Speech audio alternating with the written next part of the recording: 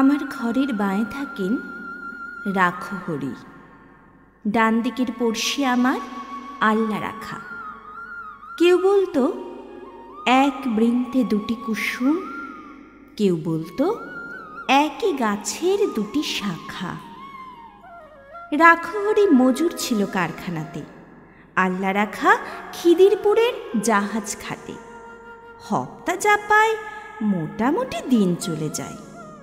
দুঃখে সুখে দুজনারই সমান কাটে। মাঝখানে যে আমি, ওহো ভুলে গেছি। ধর্ম বা জাত কি যে আমার কেউ জানে না। রাখহরি আল্লা রাখা ভেবেই মরে, আমার নিরেট অবস্থাটা কেউ মানে না। আল্লা রাখা শুধোই, চাচা খোদায় ডরাও। আমি বলি, খোদা নয় তো, খিদেই ডরাই। এর চেয়ে বড় শত্রু তো আর নেই এদেশে। তার বিরুদ্ধে আমার জেহাদ, জানের লড়াই। রাখহরি বলে, দাদা বাক্যি রাখো, কষ্ট যা পায় সবই আগের জন্ম পাপে। ইহকালে হরিনামের জপ না নিলে পরকালে পুড়তে হবে মনস্তাপে। হেসেই বলি, তোমার হরি মাথায় থাকুন, পাপের বোঝা দাও চাপিয়ে আমার ঘাড়ে। তোমার মতো ভক্তজনের বইলে বোঝা, এতেও যদি আমার কিছু পুণ্যি বাড়ে।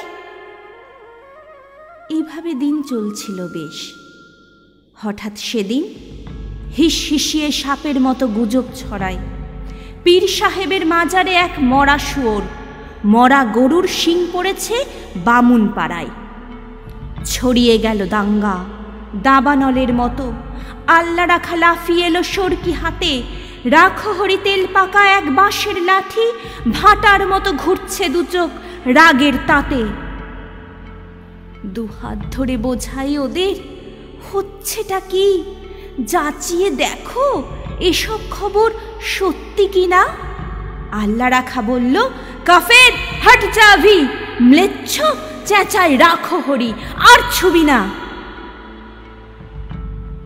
রক্ত গঙ্গা বইল আমার চোখের আগে। জখম হয়ে জ্ঞান হারালাম পথের ধারে।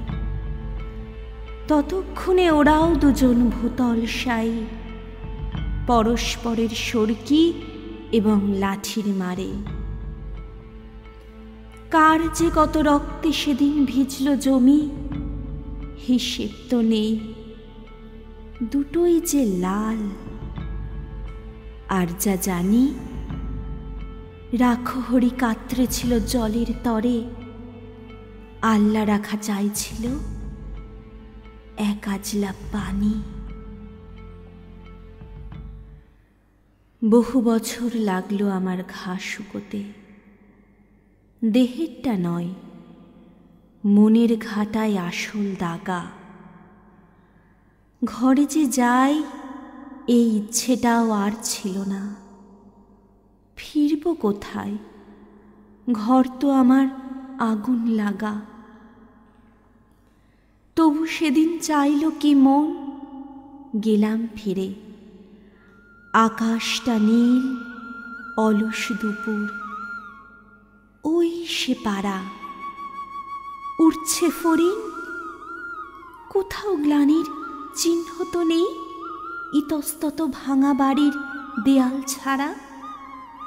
আম বাগানটা তেমনি আছে, শীতল ছায়া। গাছের নিচে কুড়িয়ে রাখা আমের ঝুড়ি। টলটলে জল তাল পুকুরের পাড় ডিঙিয়ে কাদের দুটো দস্যি ছেলে ওড়ায় ঘড়ি। হঠাৎ যেন বাজের মতো চমকে দিয়ে এক নিমেষে উধাও হলো মনের ধোঁকা। সুতো টানছে আল্লা রাখার ছেলে করিম, লাটাই গুটোই কানায় রাখহরির খোকা।